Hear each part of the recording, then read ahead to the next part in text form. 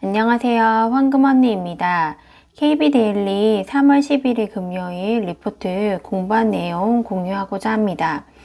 오늘 리포트들의 주제는 일단 러시아와 우크라이나 전쟁이 휴전 상태로 접어들 것 같다는 소식이 나오면서 거기에 대한 분석들, 경제에 미치는 영향들에 대한 리포트들이 주를 이루고 있습니다. 그리고 좀 주목해야 될 건 아마존이 주가 부양에 나섰다는 내용 해서 요 주요 내용 두 가지를 잡고 다른 내용들은 가볍게 읽어보고 넘어가도록 하겠습니다. 오늘 리포트의 메인 주제인 러시아와 우크라이나가 휴전 상태에 돌입하게 됐고 거기에 미치는 영향들, 어떤 일들이 있을지 분석한 내용들이 오늘 리포트들의 주를 이루고 있는데요. 그 내용들 먼저 휴전 소식에 관련된 것들부터 다루고자 합니다. 해서 높아진 휴전 기대, 일단 안도한 시장, 인플레이션 수요를 둔화시키는 걸 확인해야 가능한 추세 반등이라는 주제고요. 일단 여기서부터 여기까지는 휴전 소식에 대한 이야기입니다. 쭉 읽어보시면 되는데 일단 휴전을 제안을 했고 러시아 푸틴 대통령이 그리고 우크라이나 대통령이 이 휴전 조건을 받아들이면서 대화를 시도한다. 대화를 제안했다 이렇게 되어 있고요. 자, 그러면 휴전 가능성이 높아진 것이 유럽 정세에 어떤 영향을 미칠지를 설명하고 있는데요. 결론은 전쟁 전후로 금방 돌아오기는 힘들 것이다 이렇게 되어 있습니다. 그래서 왜 그런지 살펴보자면 일단은 정치적인 선택도 가능할 것으로 보인다. 무슨 말이냐면 트럼프 정부 들어서 미국과 유럽이 조금 관계가 느슨해졌다면 이번 사태를 계기로 미국과 유럽의 동맹이 강화되는 결과를 맞이하게 됐다. 그래서 서방 국가들은 경제적인 선택보다는 정치적인 선택을 할 수 있는 안정장치를 부분적으로 확보했다라고 되어 있습니다. 러시아와 우크라이나 전쟁을 보면서 경제적인 이윤만 보고 관계를 해서는 안 되겠다. 정치적으로라도 뭔가 유대관계가 필요하겠다라는 인식을 하게 되면서 뭔가 안정장치들을 그래서 미국과 유럽이 조금 더 가까워진 이런 형태로 되었다. 그리고 두 번째, 러시아를 신뢰하지 못하게 되었다. 이제 이거는 어떻게 보면 좀 당연해 보이는데 러시아를 신뢰하지 못해서 일단 러시아에게 유럽이 과도하게 에너지나 원자재 부분에 의존하게 된 거를 깨닫게 되면서 이 의존도를 낮추려는 노력을 하게 되었다. 이렇게 되어 있는데요. 읽어보자면 휴전에 합의를 하고 경제 체제가 일부 해제되더라도 러시아 원자재가 서방의 글로벌 공급망에 재진입하는 게 쉬운 일은 아닐 것이다. 이번 전쟁은 단순한 전쟁이 아니라 주요 원자재 공급자로서 러시아를 서방 국가들이 신뢰하지 못하게 된 사건으로 작용하게 되었다. 그래서 러시아에게 과도하게 의존하는 것을 깨달은 서방 국가들이 러시아 의존도를 낮추기 위한 전략 목표를 세우고 있다. 이렇게 되어 있습니다. 그리고 두 번째는 국방 지출을 이제 늘리게 되는 효과를 가져가게 됐는데요. 유럽은 미국에 의존하여 과소평가했던 러시아의 위협에 대응하기 위해서 국방비 증액에 나설 예정이다. 그래서 국방비 지출을 늘리고 에너지나 그 원자재의 의존도를 낮추기 위해서 이유는 공동 채권의 발행도 논의하고 있다고 합니다. 그래서 러시아를 신뢰하지 못해서 유럽들이 이런 움직임을 보이게 되었다. 이렇게 그려지고요. 그러면 추세 반등을 위해서는 어떻게 해야 되나? 자, 그러면은 추세 반등을 위해서는 어떤 조건들을 확인해야 되나? 결론부터 말씀드리면 인플레이션이 안정화되는 조짐이 보여야지 추세는 반등할 것이다. 이렇게 되어 있습니다. 그래서 러시아와 우크라이나 휴전 소식으로 인해서 KB 월드 트래커에서 아직 해소되지 않은 리스크라고 제목을 달아서 나왔습니다. 보면은 일단 전쟁 관련해 가지고 이제 주요 소식들 요약이 되어 있고요. 요건 한번 읽어보시면 좋을 것 같고 채권 시장과 주식 시장으로 나누어서 이 리포트는 설명이 되어 있습니다. 채권 시장에는 독일 채권 금리가 반등을 했다 이렇게 되어 있는데요. 하지만 아직은 리스크 해소된 것은 아니다 라고 되어 있습니다. 그리고 주식시장으로는 러시아 제재에서 확대돼서 중국의 제재로 확장될 것이다. 그러니까 미국이 러시아를 제재하는 거에서 플러스 미국이 중국을 제재하는 걸로 이거는 확장될 예정이다 이렇게 분석을 해놨는데요. 네, 독일 채권은 안전자산에 속합니다. 그래서 전쟁이나 어떤 위험도들이 증가하게 되면은 사람들은 독일 채권을 사려고 하는 거죠. 몰려가가지고. 그러니까 독일 채권의 인기가 높아지면 독일 채권의 가격은 높아지게 되는 겁니다. 그러면 반대로 독일 채권의 금리는 떨어지게 되는 거죠. 채권 가격과 금리는 반대 방향이니까. 그래서 전쟁이 발생했다 이렇게 했을 때는 독일 채권 금리가 마이너스까지 떨어졌다고 합니다.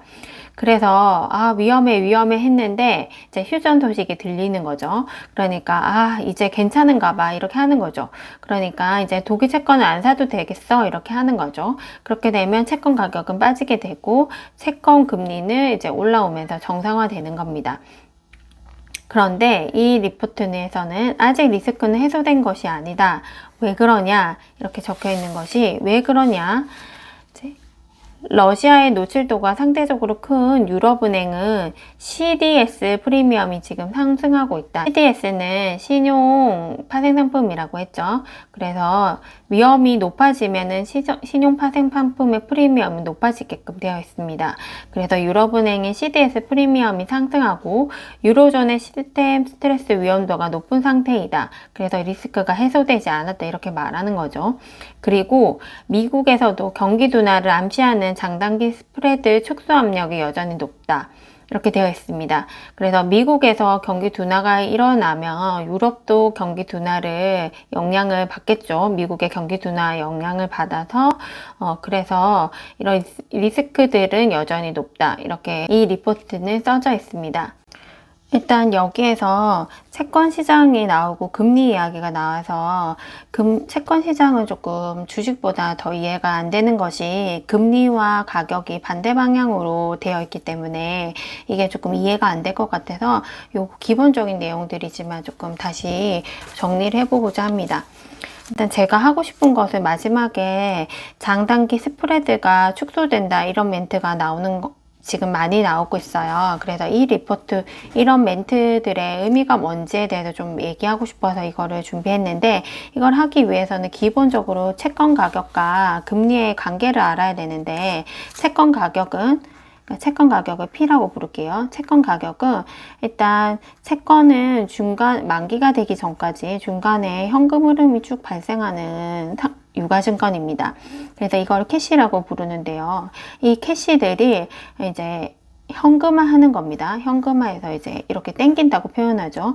이렇게 땡겨가지고 이거를 이자율로 땡긴다고 말하고 이거를 R 이렇게 말하거든요. 그러면은 이자율로 땡겨가지고 나오는 게 채권의 가격입니다. 그래서 캐시플로우가 이자율로 나눠진 것이 채권의 가격이라고 보시면 되는데요. 그러니까 분모에 이게 있으니까 채권의 가격과는 서로 반대 방향으로 움직이는 겁니다. 그래서 금리가 떨어진다라는 말은 채권 가격이 오른다는 말이고 금리가 오른다는 말은 채권 가격이 떨어진다는 말입니다. 그래서 채권 가격과 이자율은 항상 반대 방향이라는 거 이거를 채권은 알아야 되고요. 그 다음에 채권 가격과 만기와의 관계를 알아야 되는데 이제 만기가 길수록 이 표현은 장기채라는 말입니다. 장기채일수록 이제 인기가 적죠. 왜냐하면 만기가 갈수록 위험하게 생각을 하는 거죠. 만기가 길수록 중간에 어떤 일이 발생할지 모르죠. 돈을 안 갚겠다 이렇게 중간에 해버릴 수 있는 거고 그래서 장기채는 인기가 좋지 않고 그래서 채권 가격이 낮은 게 맞겠죠. 그러면 채권 가격이 낮기 위해서는 금리는 높은 편입니다. 그래서 장기채의 금리는 단기채에 비해서 항상 높은 것이 당연합니다. 그 다음에 단기채는 만기가 짧은 채권이고요. 단기채는 장기채에 비해서 인기가 많죠. 왜냐면 만기가 짧으니까 돈을 안 갚을 가능성이 낮으니까 안전하다고 생각을 하는 거죠. 그래서 인기가 많아요. 그래서 채권 가격은 높은 겁니다.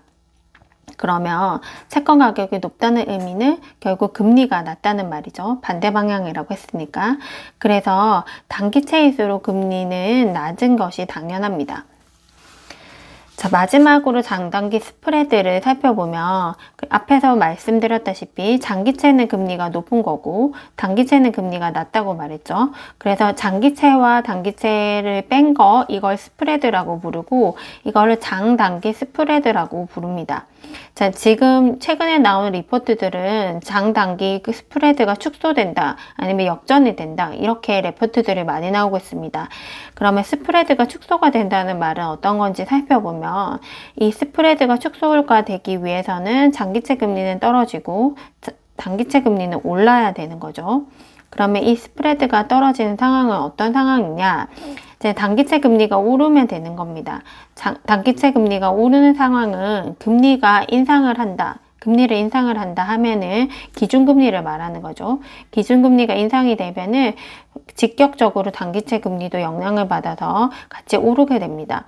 그러면 단기채 금리는 오르게 되고요. 그 다음에 장기채 금리는 떨어지게 됩니다. 이유는 미래에 대해서 경기 둔화를 예상을 하는 거죠. 그리고 인플레이션 등을 예상을 할 때 장기채 금리는 떨어지게 됩니다. 그래서 스프레드는 축소가 되는 거고요.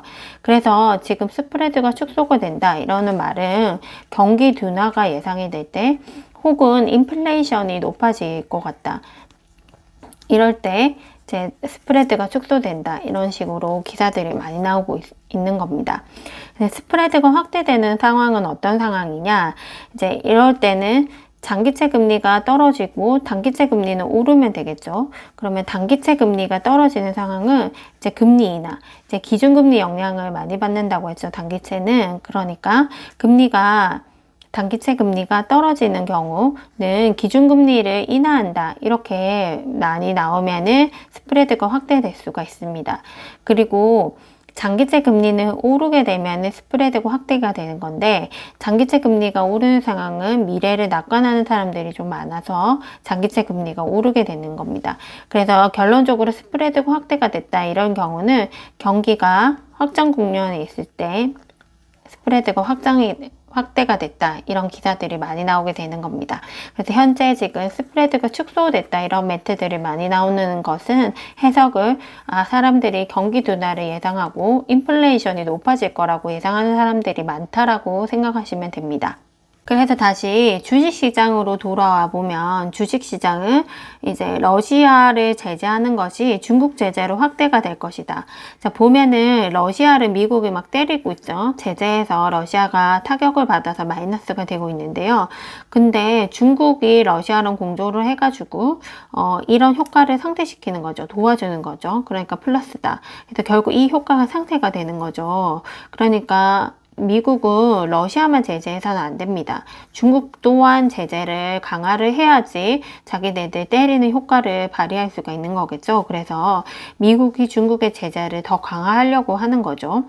일단 러시아를 중국이 도와주려는 이런 모습들이 보이는 게 러시아 가즈프롬 및 루사를 지분을 매입할 가능성이 지금 중국에서 이 러시아 지분을 이제 매입하려는 움직임들이 보인다고 합니다. 그래서 이거를 안 되겠다 해서 미국이 중국을 더 제재하는 거를 강화를 하고자 한다. 그래서 중국을 제재하는 게 이제 많이 다른 것들은 제재를 많이 할지 몰라도 일단 반도체와 첨단 기술 수출을 제재를 하고자 한다고 합니다. 그러면 이게 어떤 영향을 미치느냐? 그럼 중국이 자체적으로 자기네들 공급망을 이제 재편하려고 하는 거죠. 그러니까 자국 내 생산 기반을 확충하려는 노력을 많이 할 거다. 그리고 반도체 분야에 대해서 그러면은 확충을 하기 위해서는 반도체 설비, 그다음에 기계, 반도체 장비 이런 것들을 확충하려고 하겠죠. 그러면은 이런 확충하려는 노력이 이제 우리나라에서도 수입해 갈 수도 있죠. 이런 것들을. 그러니까 우리나라 장비 업체들, 반도체 장비 업체들은 이제 호조를 맞이할 수도 있다. 이런 이제 가능성이 열리게 되는 겁니다. 다음 주제는 러시아와 우크라이나 휴전이 지금 또 어떤 영향을 미칠 건지 해서 후속적인 리포트 내용인데요. 일단 푸틴의 속내를 알 자신이 없을 때는 이렇게 하자, 이렇게 적혀 있는 내용입니다. 일단 우크라이나가 나토 가입하는 시도를 이제 안 하겠다. 이렇게 되면은 이게 전쟁의 종식으로 볼 것인지 아니면 그래도 전쟁이 계속될 것인지 이렇게 지금 우크라이나와 러시아가 협상을 하고 있는 건데 이거는 사실 결국은 푸틴의 속내에 따라서 이거는 달라진다. 이렇게 되는 거죠. 그래서 전쟁의 종식으로 본다. 이렇게 보면 와 완전히 좋은 거다 이제 괜찮아 이렇게 할 수 있느냐 거기에 대해서는 NO. 전쟁이 종식된다 하더라도 미국의 러시아 제재는 계속될 것이다 이렇게 보는 거죠. 이거는 왜냐면 2014년도에 크림 반도 사태 이후에도 지금 계속해서 미국은 러시아를 제재하고 있는 상태입니다. 그래서 전쟁이 끝났다고 해서 러시아 제재도 끝날 거다 이건 아니고 러시아 제재는 계속될 것이다 이렇게 보는 거죠. 그러면 원자재 공급 문제가 장기간으로 이어질 거고 이거는 되게 애매모호하게 어떻게 흐를지 종잡을 수 없게 된다 이렇게 보는 거죠. 그 다음에 두 번째, 그러면 전쟁이 계속된다. 그러면 원자재와 원유 문제는 더욱 심화될 것이다. 이거는 어떻게 보면 당연하죠. 그래서 우리가 푸틴의 선택을 예상을 할 수가 없다. 이런 상태인 건데요. 그러면 어떻게 해야 되냐? 자, 그래서 일단 P 곱하기 Q 빼기 C에서 가격에서 물량을 곱하고 여기에다가 비용을 빼게 되면은 이제 결국적인 우리의 기업의 이윤이 나오게 되는 겁니다. 그럼 P 가격 자체가 지금 오르게 되죠. 해서 P 가격이 올랐을 때 상승의 효과를 보는 업종들이 있을 거고, 그럼 비용이 증가됐을 때 이제 비용이 증가함으로써 피해가 보는 업종이 있을 겁니다. 그래서 이게 크냐, 이게 크냐에 따라서 이윤이 어떻게 될지가 결정이 되는데, 아무튼 P가 오른 거랑 C가 오른 거 이렇게 해가지고 분석을 하기가 지금 되게 모호한 상황에 놓이게 되는 겁니다. 점점 이게 더 모호해질 것이다. 이렇게 되는 거죠. 그러면 이 리포트는 해결책을 어떻게 말하고 있느냐? 모호하면 아싸리 그냥 세계 공급망에 속하지 않는 업종으로 갈아타라. 이렇게 말하는 겁니다. 그 세계 공급망에 속하지 않은 업종이 성장주라고 보는 거고 그 성장주는 미디어, 엔터, 건강관리, 게임 업종 이렇게 제시하고 있는 겁니다.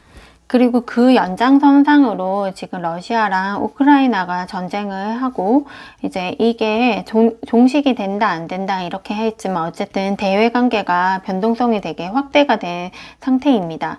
그래서 대외 불확실성이 확대가 됐고 그러면은 국내 소비 건설 등 내수 정책에 집중을 해야 된다라는 주제로 지금 레포트가 쓰여져 있고요. 이게 어떤 말인지 근데 이거는 어제 제가 어제 설명했던 내용과 겹치는 부분들이 많아서 어제 노트 정리했던 걸 다시 들고 왔습니다.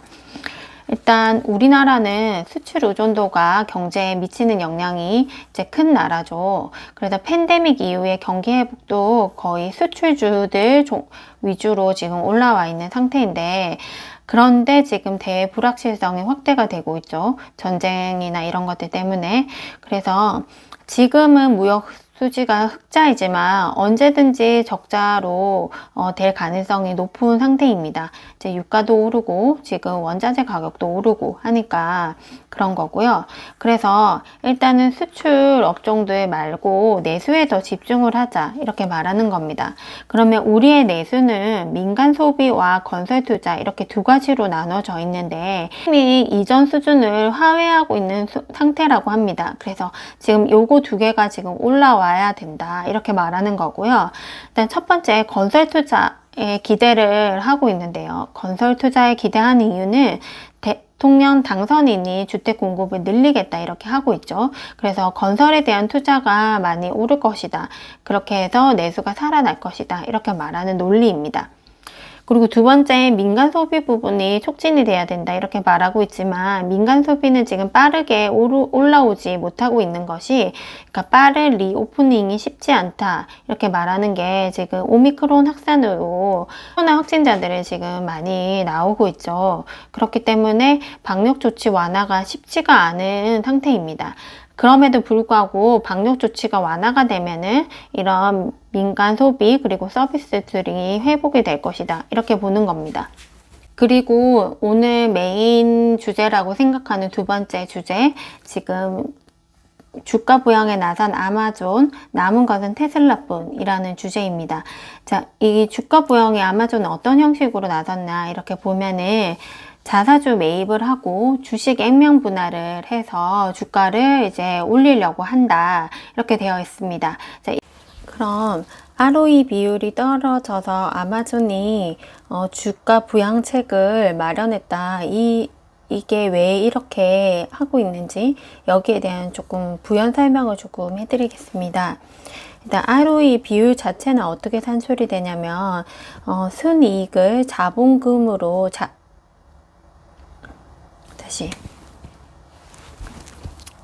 순이익을 자기 자본으로 나누어서 100을 곱해서 ROE 비율이 산출이 됩니다. 일단 자기 자본이란 게 어떤 건지부터 좀 설명을 드리면 기업이 막 판매를 하죠. 판매를 해서 코스트를 막 다 이렇게 차감을 하고 맨 마지막으로 순이익이 남게 됩니다. 그 다음에 여기에서도 세금 떼고 막 근데 아무튼 간편하게 순이익이라고 표현을 하고 기업이 자기들이 사업을 하고 남은 이윤을 쌓아놓는 것이 자기 자본이라는 항목입니다. 그러면 ROE 비율이 떨어지는 지금 아마존의 사태는 어떤 일인 건가 이렇게 하면은 ROE 비율이 떨어질 때는 어떤 일이 일어나냐면요, 생각해보면 순이익이 감소하거나 아니면 자기 자본이 증가하게 되면 ROE 비율은 떨어지게 되겠죠. 이거는 수치상의 식상에서 볼 수 있죠. 그러면 순이익이 떨어지고 자기 자본이 증가하는 건데, 근데 자기 자본이 증가하는 경우는 어떤 거냐, 그러니까 사업을 하고 남기는 돈이 많은 거죠. 사업을 하고 남기는 돈이 많은 거니까 주주들 입장에서는 야, 그거 남는 거 우리한테도 배당 좀 해줘, 이렇게 해서 주주들은 배당을 하고자 하는 욕구가 커지고, 그러니까 이거를 다른 말로 주주 환원 요구, 주주 환원 기대, 이런 식으로 부릅니다. 그래서 주주 환원의 기대가 높아지는 거죠. 그리고 또 자기 자본이 증가하게 되면 다시 사업을 하고 남는 돈이 많은 거니까, 그럼 기업 입장에서는 어쨌든 이거를 다시 기업이 성장하는 대로 투자를 하고 싶어 할 거죠. 막 성장을 하는데 투자도 하고 뭐도 하고 이 남기는 돈을 싹싹 긁어 모아가지고 인프라 투자도 하고 뭔가를 막 해야 되는데 근데 이걸 쌓아두고 있는 거죠. 그러니까 기업 입장에서 이걸 투자할 데가 없는 거예요. 그러니까 성장을 위한 투자를 하지 못하는 상황, 그러니까 성장이 스탑한 상태일 수도 있는 거죠. 근데 아마존은 지금 아마 이런 성장을 스탑한 상황이 아닌가 이렇게 추측을 하는 겁니다.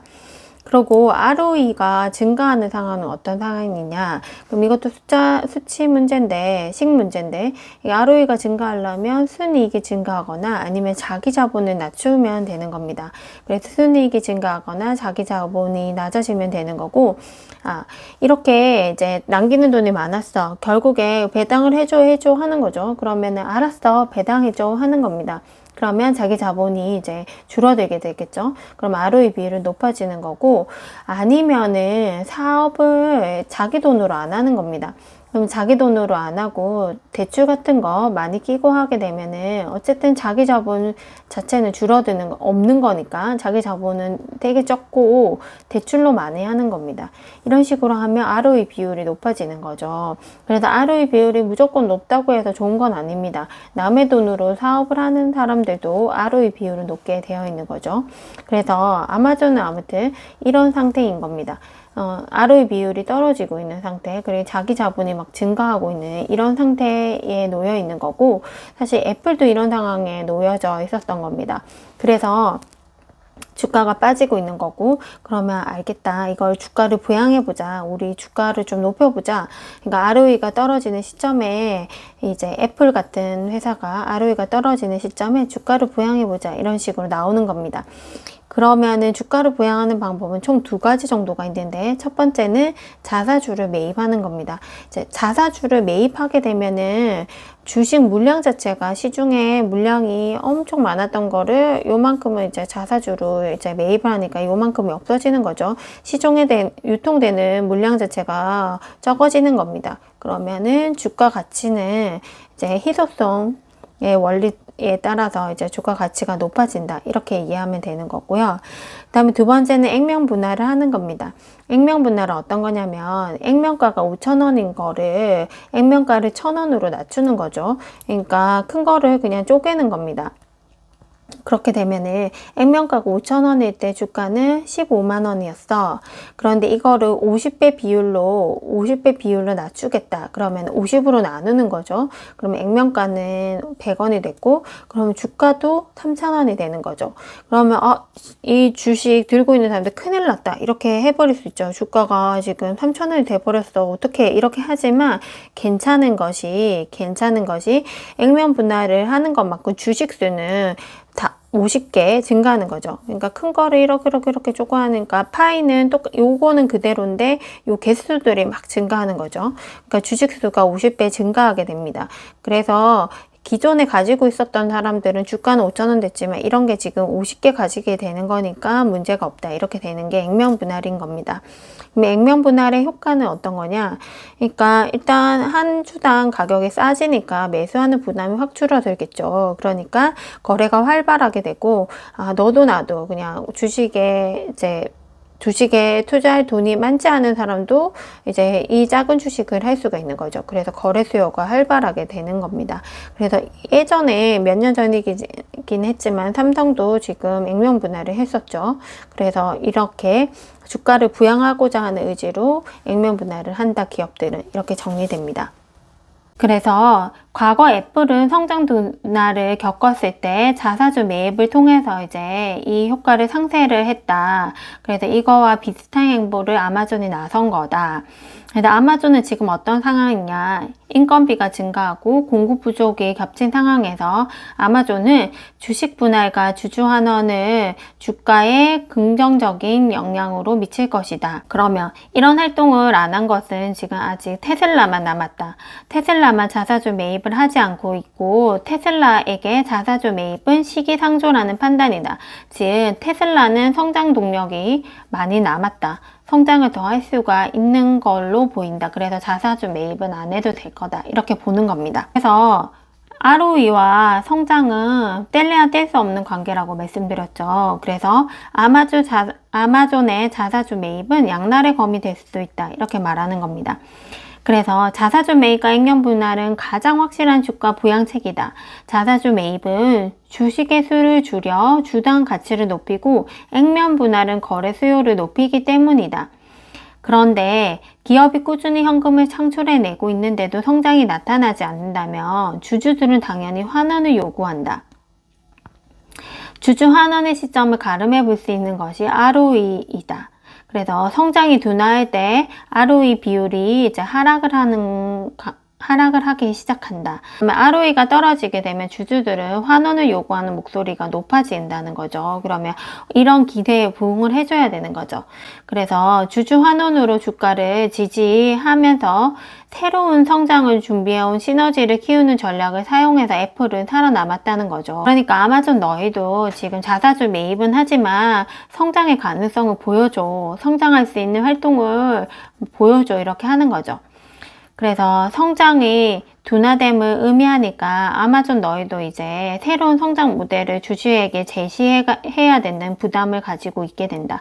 나홀로 남은 테슬라 주주환원 개시할까? 주주환원 하지 않을 거라는 겁니다. 이제 테슬라는 성장 동력이 아직도 충분히 많이 남아있기 때문에 주주환원 하지 않고 계속 이대로 성장을 하라 이렇게 말하는 거죠. 수준도 27%로 시장을 상회하고 있다.